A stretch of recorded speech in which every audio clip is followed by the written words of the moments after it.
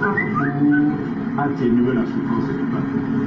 Donc, à un certain moment, nous aurons à clarifier notre position. Mais ce qui nous importe, c'est d'abord la souffrance de notre peuple. Et à chaque fois qu'il y a un peu d'espoir qu'on peut aider ce peuple à aller de l'avant, nous n'abandonnons jamais. Est-ce qu'au premier jour de redémarrage des travaux, vous avez senti que les uns et les autres veulent finalement évoluer dans les débats, avancer? C'est difficile à dire. Vous savez, la classe politique, les politiciens et surtout les politiciens congolais, la première qualité qu'on peut leur prêter, c'est la sincérité. Tout ce qu'ils disent et ce qu'ils pensent en réalité, nous ne pouvons pas le savoir. Mais nous avons l'impression qu'il y a beaucoup de jeux d'intérêts partisans, intérêts égoïstes qui priment sur l'intérêt supérieur du pays. Comment les contraindre finalement à redescendre et à terminer ces discussions sur l'arrangement particulier?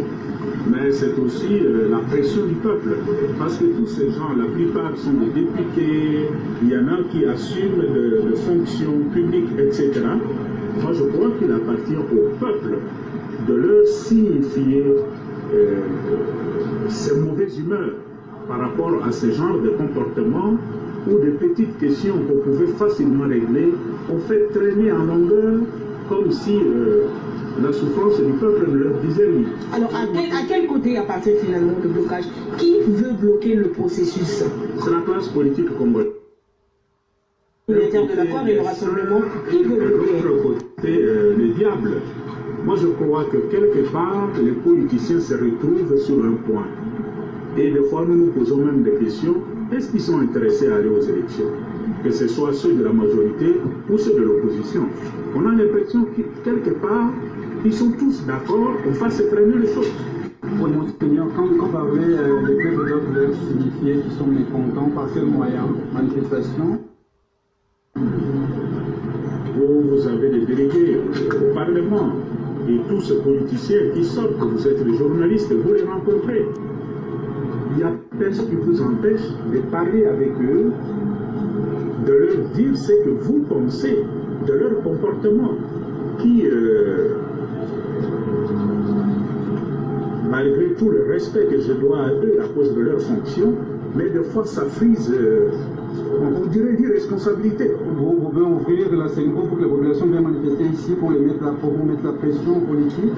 Ben, vous savez très bien que ce n'est pas leur demander de venir manifester ici. Kinshasa, c'est combien d'habitants? C'est au moins 8 millions. Vous n'avez 8 millions ici à la Senko. Si le peuple veut exprimer ses mauvaises humeurs, vous savez comment il doit le faire. Est-ce que les évêques sont en passe d'échouer dans leur mission de direction? Ça, c'est à vous de juger. Est-ce que vous êtes choqué par un comportement ce soir? Mais une sorte d'inconscience, on dirait une insensibilité face à la gravité du moment. Notre pays est en train de vivre un moment critique avec tout ce qui se passe dans les Kasaï, la situation avec les milices des communes à Sanko, les nouvelles qui nous parviennent de l'Est. Et il suffit de vous promener dans la ville de Kinshasa, vous vous rendez compte de la misère du peuple.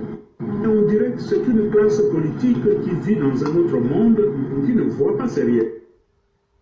Vous avez dit qu'ils ne sont pas prêts, c'est comme s'ils ne sont pas prêts pour aller aux élections, ils sont prêts pour quoi? Ils sont prêts à faire quoi? Je ne sais pas, posez-leur la question. Le président de Sanko a bien dit qu'il y avait plus de temps que l'était passé pour signer l'accord que l'arrangement particulier. Or, l'accord pour les questions d'arrangement particulier pour le pouvoir, est-ce que c'est déjà une conclusion que vous faites à propos de l'accord politique? Mais c'est l'impression que ça donne. Si vous voyez le contenu des discussions actuelles, plus personne ne parle des élections. Tout le monde parle de poste ministériel. Et chacun pense aux intérêts qui seront les siens. Dès que le nouveau gouvernement sera là, donc c'est plutôt une sensibilité qui porte plus vers ce qui me revient à moi et à ma famille ou à mon groupe politique que l'intérêt supérieur de la nation. Monseigneur, qu'est-ce que vous allez utiliser maintenant de tout ce que vous avez utilisé comme pression pour qu'ils avancent Mais la pression ne viendra pas seulement de la CENPO. La pression doit venir aussi de vous, journalistes. C'est toute la question. Nous nous posons aussi des questions. Est-ce que vous faites, vous assumez votre responsabilité devant cette situation? C'est aussi à vous de donner la bonne information à la population. C'est à vous d'interpeller par vos analyses critiques la classe politique pour qu'ils puissent en fait s'assumer réellement. Moi, c'est